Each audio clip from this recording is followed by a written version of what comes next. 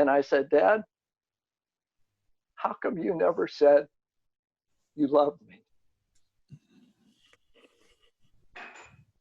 And he burst into tears. He said, I didn't know how, because my dad never told me.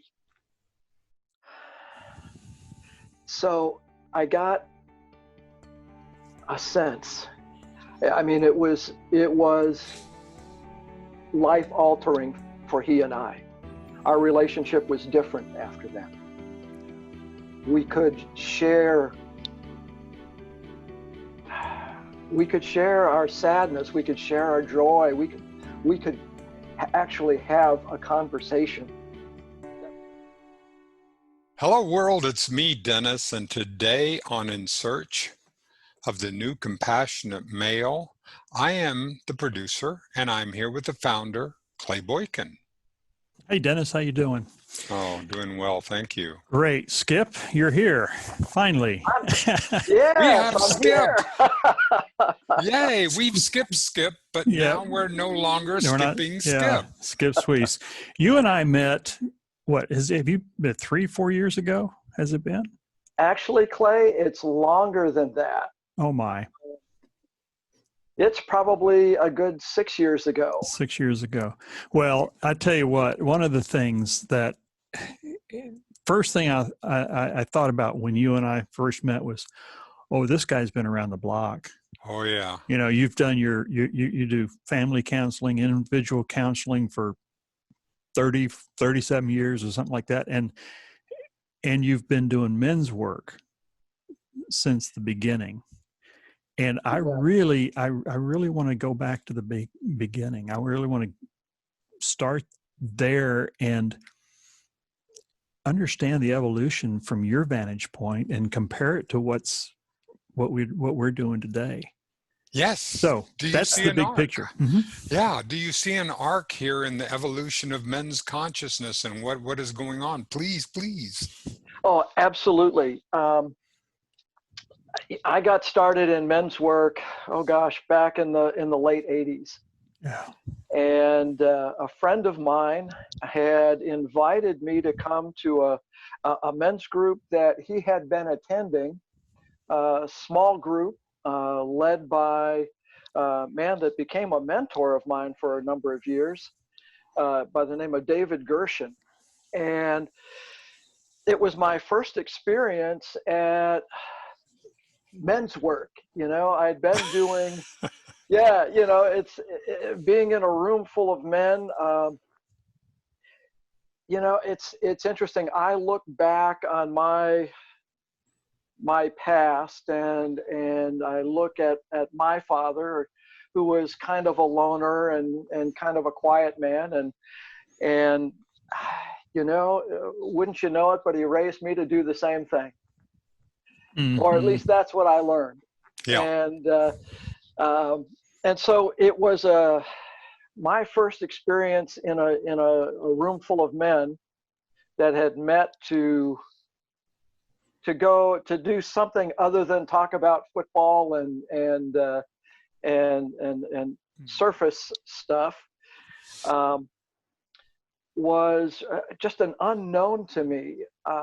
What's interesting about me saying that is that since the early 80s, I had been teaching personal growth intensives all over the country for global relationship centers. Understanding Yourself and Others course. You may have heard of that. Of course. But and you were doing that with individuals and couples, is that correct? Yes. Now that was a group process, and from that, people would come to me and they'd want individual work to do individual work. And so that took you then into men's work. Into the men's group, yeah. And out of that experience, I attended my first men's group. And what was interesting is in that first group, there's a circle of us, maybe 6 or 8 of us in the room, a small room, kind of dark, and it was, the upstairs counseling room for this guy, and The lights were low, and he had a candle lit. And I walked in, and I'm thinking, oh, okay, kind of new agey, kind of. Yeah, I don't know. It sounds kind of cultish to me. Yeah, I didn't quite know what to expect. But, we sat in a circle, sat on the floor, and he brought out his talking stick. And I don't know if you're familiar with that concept, but the stick is passed from man to man in the circle, and when you receive the stick, it's your turn to talk, and you speak uninterruptedly. I mean, you have absolutely the floor, or you can pass and give it to the next guy. And that I watched that stick come around, and I'm sweating because it's coming to me. And generally, I'm not at a loss for words in a group setting like that, but I'm sweating. And I want to tell you, when that stick passed to me, it was electric, because I got a sense of the history of that stick, how many hands that it had passed through before it got to me. And I thought, okay, there's something special happening here. And so that just lit me up for doing work with men. I knew when the stick got to me that it was safe, that I could share whatever I wanted, and it opened up a spiritual quality in me that I hadn't felt in many, many years. See, I thought you were going to say you were scared and there was fear there, but it was just the opposite. There was some real energy in that. Huh. It was watching the stick coming around and having the men share and listening to the quality of the shares. Yeah. I was getting nervous. Sure. Who am I to be amongst these men? Yeah. Exactly. I'm a duck amongst eagles here, and it just all changed when I held that stick in my hand. Well, the stick in itself going around the circle, but what came up for me when you were talking about it was the ritual over the centuries of the talking stick and all that represents, the history, ages and ages of history in that stick, in addition to the people who've currently carried it. So yeah, I get that now. And it's interesting when you mentioned ritual and I was never a member of the Elks Club or any fraternal organizations other than my fraternity in college, and that wasn't sure. There was no sacredness there. Yeah. Well, but you went, okay, so you started, so you were in that small circle. But you started to bridge over and started to do your own circles, or you? Yes, I did that work for a couple of years with him, and then actually went into a more spiritually oriented, he called it his spirit kivas, and we learned about the medicine wheel. He learned Sun Bear's version of the medicine wheel and taught that to us, and I've kind of carried that forward through my work.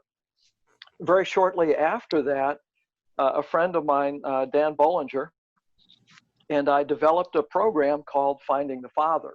That's what it was. Okay. Yeah. All right. Tell us about Finding the Fathers. Well, yes, Finding the Father was, well, a couple of things. When you stand in front of a group of men and ask, what does it mean to be a man?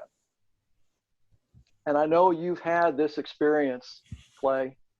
Me too. And Dennis as well. My experience with that is when I pose that question to a group of men, I get the looks that vary anywhere from inquisitive to terrified. I've even had grief-stricken like, oh my God, he's asking me what this means. And I've got to come up with an answer.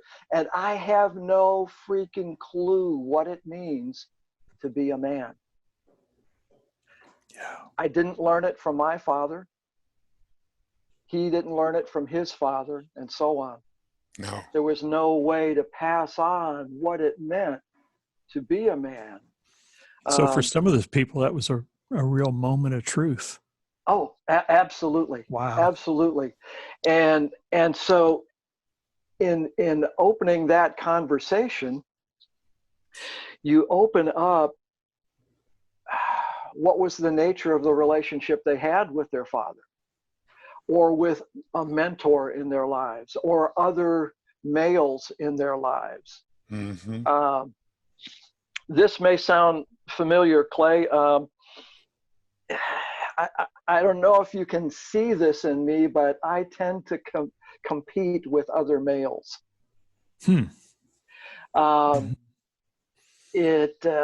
I caught myself, at least back then, it was pretty overt. Someone would tell a story and I'd have to top it. Yeah.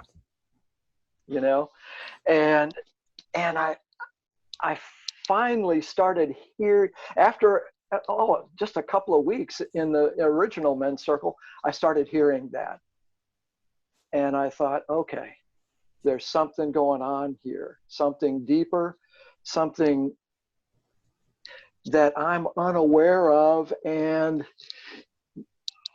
I have no clue what it's about. And interesting that I'm saying that, because I'm teaching people all across the country to dive deep into their emotional baggage and unload it. And, you know, and here I am confronting my father wound. Isn't that, don't you, in your work in psychotherapy and your other work, isn't that exactly the way it always is? I find that whatever I most want to emotionally judge someone else about, it's always about me. And I can tell by the degree of judgment, when I say judgment, I mean when I have to make them in some way wrong for it, the more it's truly my issue. But the converse also must be true. Those things that I deeply admire in someone else, that I cleave to, that I want, must be aspects of me too. Yeah. Yeah. I was just going to say, I got a better story than that. There you go. I can top that. Yeah. Well, that was fine. But take a look at. I'm not alone. I'm not alone. There's another one. If I may. Yeah. There's two of us in the world. and Dennis tagging along. Make three. Okay. Well, if I may share, you bet. I witnessed in a different way the same thing as a prayer chaplain. Invariably, the person that would ask me to pray with them after service, because we were available, you know, and invariably what they asked me to pray for them was the very thing that I needed to pray for myself. Wow. Over and over again. Absolutely. I mean, are we not connected? I mean, it's gotta be. It's gotta amazing. be. I've got a quote for you that you'll love. It was from Jonathan Livingston Seagull back in the, when was 70s. that? The 70s. Yeah. Richard Bach. Yeah. Richard Bach, yep. You teach best what you most need to learn. Yep. You know, and isn't that the truth? Oh yeah, you know? It is. It is. Do you see, Skip? Do you see something from your vantage point of where you have been on this arc? And here we are in search of the new compassionate male and the role of compassion for this new archetype that happened. Do you get a sense that we're going through something as men, that we're going through a time as both as a species and as along the gender spectrum, both the divine masculine and divine feminine in men and women, and all on the gender spectrum. But do Mm-hmm. you feel like something's happening? Is there a sense to you that that this is the liminal, as Clay has framed it for me, in the liminal space, that transitional space? It's interesting that you say that, because it had, what I have seen over the years. I got involved in this, like I say, in the late 80s, heavily involved in the early 90s. And that's when, I think 1990 is when Robert Bly published Iron John. And so he kind of launched the mythopoetic men's movement, looking at myths and legends and stories and translating the meaning to, what does that mean for me today? And back then, there were a lot of men's groups that were going into the woods, being primal, looking at the primal man. Mm-hmm. And then started looking at, okay, what does Iron John mean for me? You know, what I saw right after that, and I actually heard Robert Bly talk about this at a conference one time. It was his observation, and I saw it in my weekends as well. A shift from the primal to dealing with grief. And yes, and it was, okay, there's grief. What's the object of it? What's the trigger of it? Why are men showing up with this pain in their chest that they can't say, they can't identify? And so the task then became, make a safe container and let's start exploring. Okay, someone said we're dealing with the father wound. Well, what is that? All right. Maybe dad was absent. Maybe he was abusive. Maybe he was just silent. Mm-hmm. You know, maybe he was just on the fringe of the family group, and you didn't spend much time with him. So you're left up to your own. Actually, Sam Osherson, in a book called Finding Our Fathers, I found it after my first weekend, said you're left up to if dad was absent or abusive or whatever, you're left up to your own imaginings about what it means to be a man. Now, I took that a step further in my own journey. My dad was part of our family. He was involved. He was there. But I never knew what he thought about me. I never knew his opinion of me. And it's real interesting, when I began my personal growth work. This is back in the 80s, when I did my initial Understanding Yourself and Others course and did my deep dive. I found my dad. Mm-hmm. At the bottom of that murkiness was my relationship with my father. And what showed up for me was, I didn't know what he thought of me. And it's interesting, after that weekend, I sent him a letter. We lived in Colorado. He and my mom lived in Ohio. And I sent a letter to his office. It took me about 4 weeks to write it. I had to write it, rewrite it, and rewrite it to get it right. so I sent it to his office, and he called me the day he received it.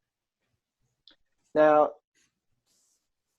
he's an electrical engineer, senior electrical engineer for Ma Bell in Ohio. And so he had people in and out of his office the whole time we were talking. And he would say, well, what did you mean when you said, and I said, well, Dad, you know, I didn't feel you were there. I didn't feel, you know, and I could tell this was a conversation I did not want to have on the phone. And I could tell that because even though people were walking in and out of his office, he was in tears. Mm-hmm. Because he was having this conversation with me. And what I got was this conversation was something that he feared his whole life with me, because he thought it would be bad. Because, you know, I pulled back from him when I was a teenager and did my normal teenage stuff, and he didn't know what I thought of him. Yeah. You know? And so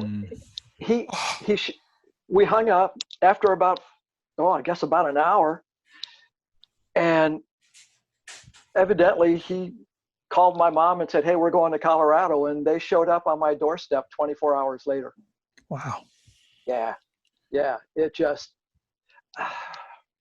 we spent the next day, I had to build shelves for my wife. So, and he's a handyman. So cutting on a piece of wood, and he'd stop and he'd say, well, what did you mean when you said, you know, and the afternoon went like that. We took a break to go get food for the kids. And so he and I jumped in the car, drove to McDonald's, did the drive up, and we're on our way home. Now, I don't recommend this to anyone.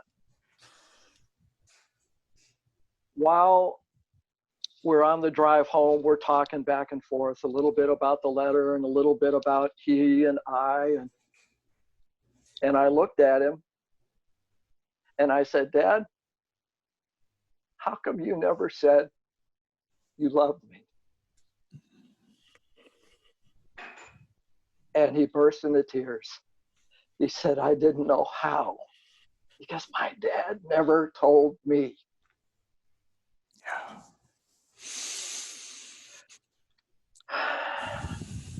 So I got a sense. I mean, it was life altering for he and I. Our relationship was different after that. We could share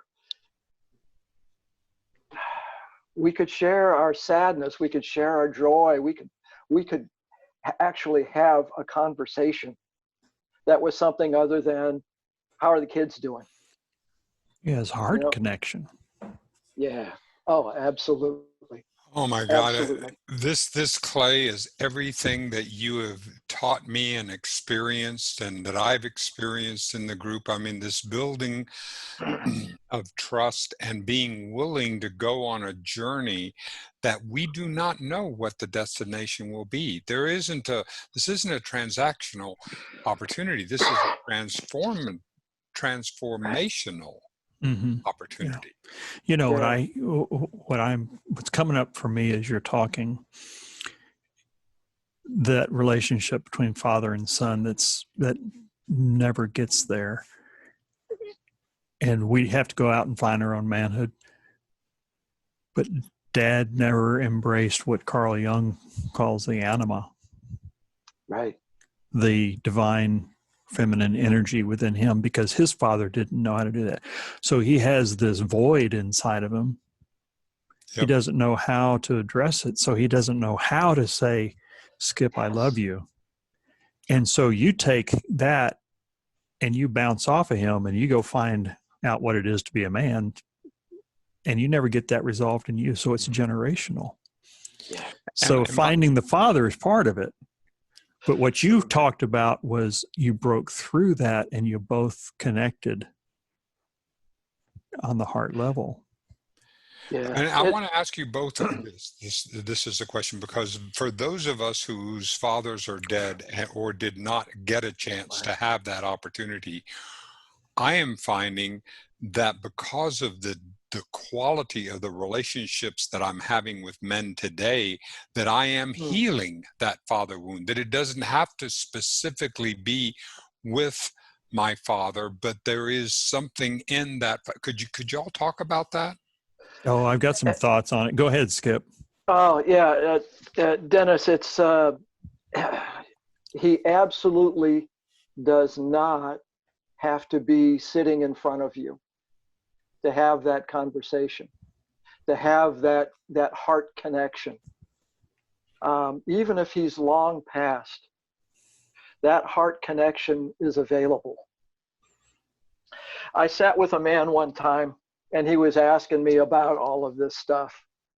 And this was a man who I'd known for many years, and was a therapist himself, and done deep work with men and women.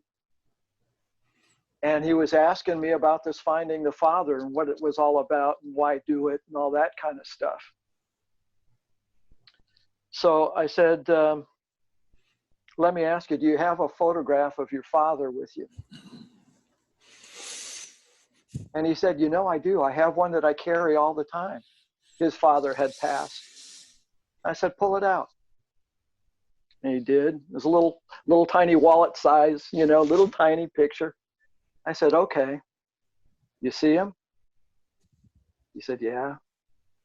I said, tell him how your life has turned out.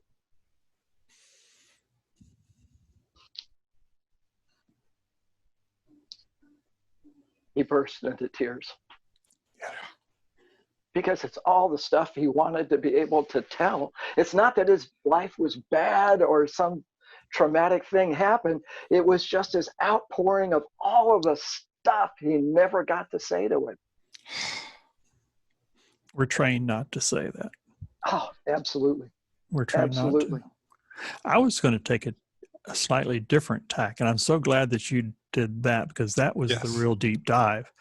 What occurred to me was that I heal a little bit with every relationship that I have with another man that I begin to trust. Yes, yes. Oh, and it's yes, almost, it's, so I can't put my finger on, okay, this was a day that I forgave my father for something that he wasn't guilty of. I mean, it was just his nature, Yes. There wasn't this big religious event, but what's coming up for me is over this past 8.5 years, every Monday night, I mean, oh, wow. a little bit, Dennis, a little from you, a little from you, Skip, from each one of the guys. And it's imperceptible. It's on an unconscious level. I love that because we all have I remember going into church, and I would be so envious of all these people who were just swooning and going over and just be completely enraptured by the Spirit. And I'm going, what is wrong with me that I don't feel? Well, I'm an incrementalist. I don't have that. I have to gradually, like a glacier, move little by little. And by knowing that, what you were saying, Clay, that's what I've been learning. And then it's amazing. Over the period of a month, I can look back and I can go, look at the difference in how I am not only trusting men, but I'm trusting myself in a way that I have never been able to do before. Yeah. Boy, I get that. I want to do something here. A dear friend of mine gave me this book. Wingspan. Wingspan. Thank you, Skip. And I've had it on my shelf, and I pull it down every once in a while, and it's a real interesting contrast, published in an early 90s, 1992. And today I said, I got to get prepared for Skip, So I pulled the book down. What is wingspan? Here's the first phrase. Mythopoetic men's activity is here to stay as a deep historical shift in world culture. Wow. That's not what we're doing. That's not what that's not our Monday evening, is it? It absolutely is your Monday evening. Tell me about it. we've had a little conversation about this over the years that we've known each other. And the thing that I want you to know about Monday night and why it pulls me, it just pulls me every time. The work that I come from is real heavy process work. And there's value in that. Even my men's work was kind of process oriented. But on our Monday nights, there isn't someone saying, well, what about this? You know, or, hey, you know, I heard in your voice, you know, what were you feeling? It's not about that. It's about me listening to Dennis share, being moved by what he says, and then being able to speak from my heart about that. Not telling him what I think it means, but what I felt when he spoke. You know what? What you just described was the father-son relationship. Yeah. That's what you wanted with your father, and Dennis, that's what you wanted. And y'all just played that out right there. Beautiful. And we play that out for one another. I've never put that in that. That's brilliant. Brilliant. Brilliant. It's so many men. And I think, you know, I mentioned Robert Bly talking about the next movement would be into grief, dealing with grief.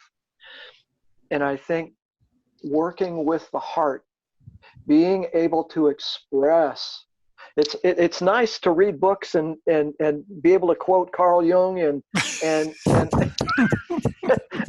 I can do that. We can do that. We'll have fun. But it doesn't mean anything. When I used to teach my workshops, I used to tell the group, look, guys, and even when it was a mixed group of men and women, knowledge here is the booby prize. What's here is heart. You know, and being able to give language to that which is inside, you know.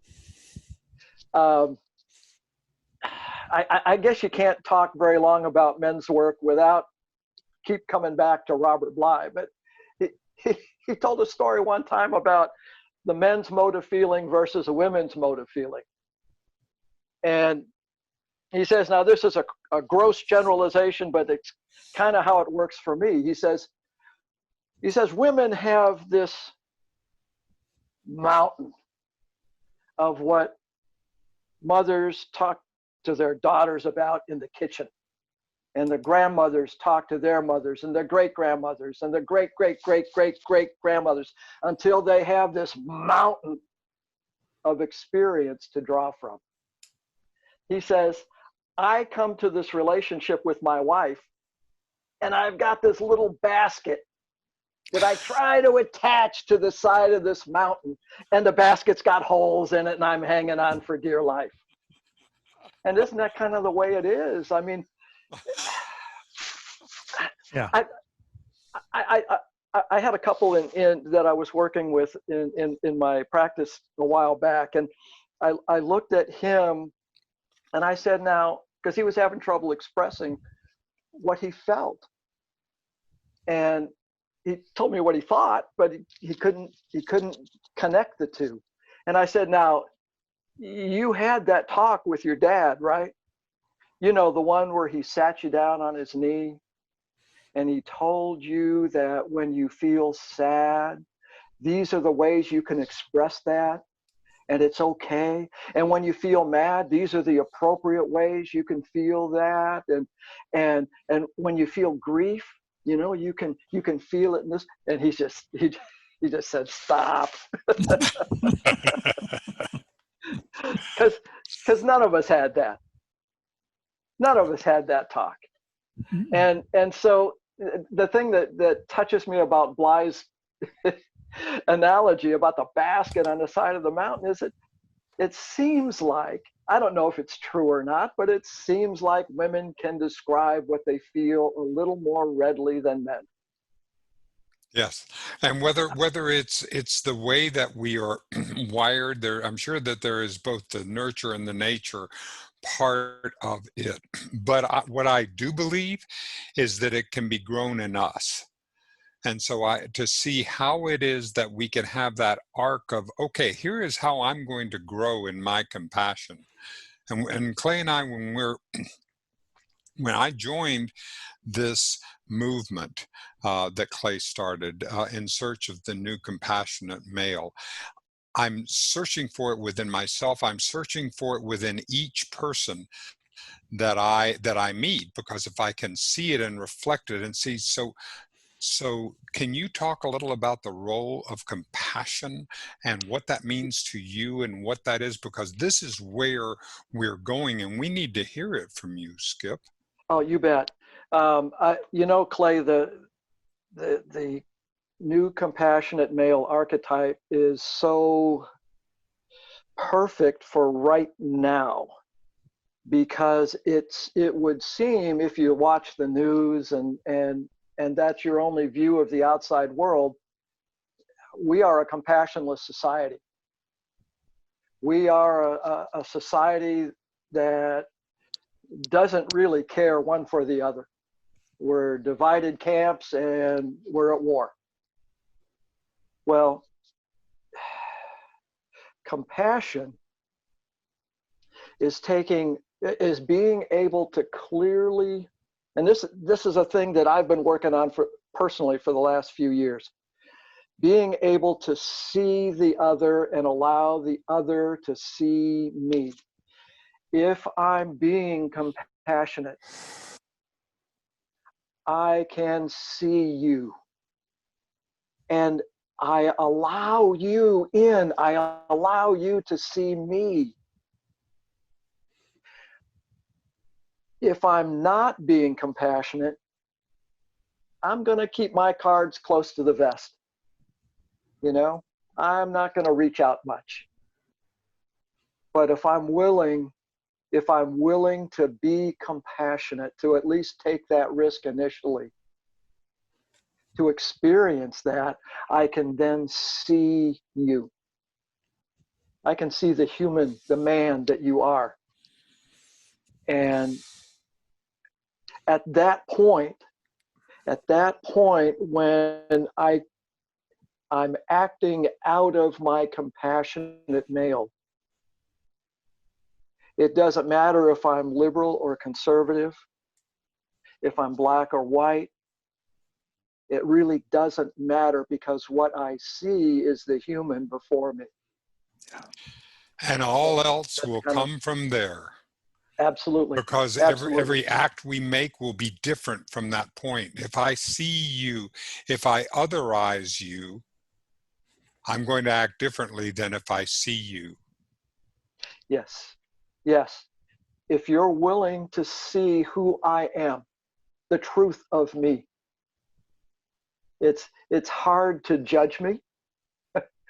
It's impossible, because you just see me. And out of that, your compassion will stem. Or it's out of compassion, I'll be able to see. I don't know which comes first there. What's coming up, so many things are coming up for me in this conversation. I really, really appreciate it, Skip. Nice. Amen. And I haven't talked about this. I've talked about compassion over here, and I have a big talk about vulnerability over here. Wow.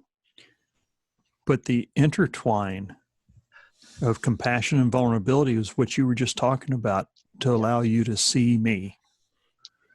That is opening. That's like Brene says, standing in my truth with an open heart. And yes. That's wholehearted.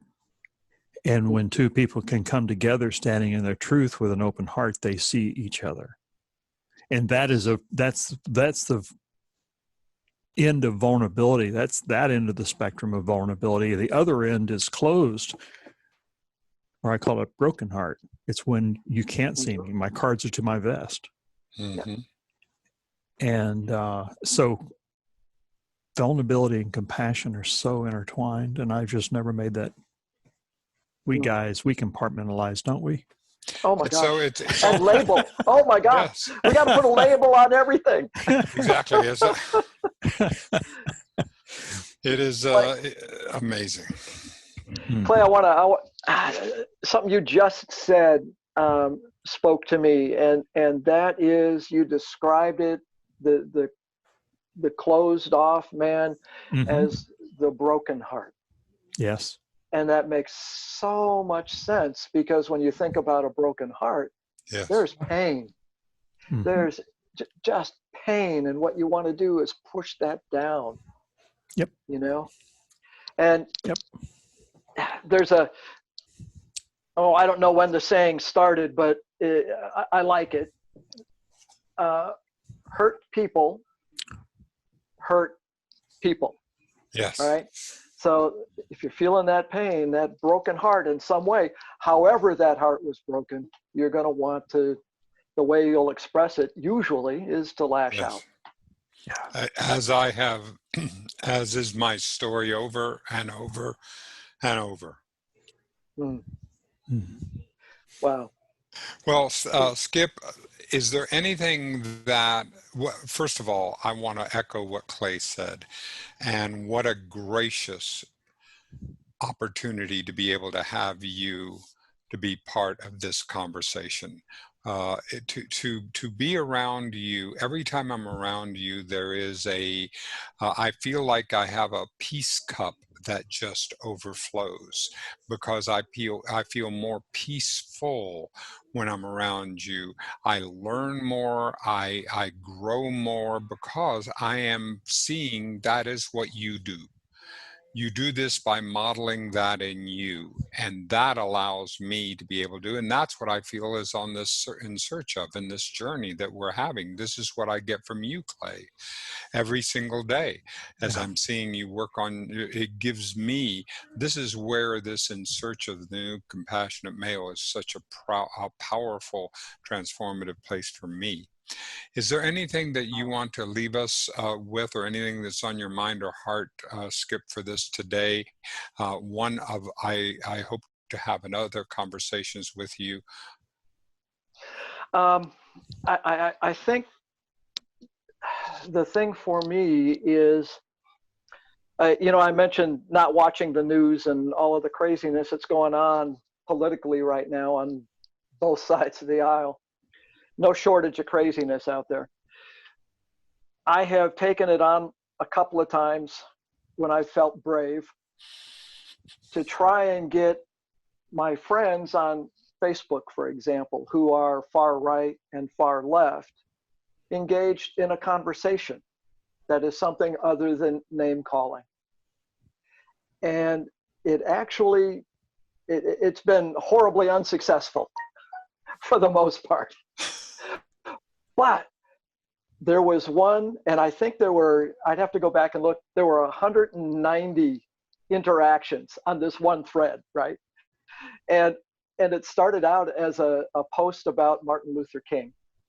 I was motivated by our Wednesday night meetings. And I never, for the life of me, thought that it would spawn this thing and people arguing and saying, name calling, and I'd have to get on there and say, I just stayed out of it, actually, other than to say, play nice, play nice. Taking the long way to say, being able to see the other, being able to feel the other is our task at this point. The new compassionate male, once that's realized, that will be kind of the normal way to be. It's, if I can move through my life with compassion, all of that other just kind of falls in line or falls away. I'm moved periodically just to ask, where is the compassion in this? That string of 190. You know, I've had something like that, not to that extent, but I finally said, where's the compassion in all this? Yes. And crickets, silence. But not here. Mm-mm. And not today. And not with these two beautiful men that I got a chance to spend this time with. Thank you, Skip. Oh, Clay and Dennis, it's been my great pleasure. I hope we can do this again sometime. Thank you. And thank you, Clay. And thank you, everybody, for listening and watching In Search of the New Compassionate Male. See you next time.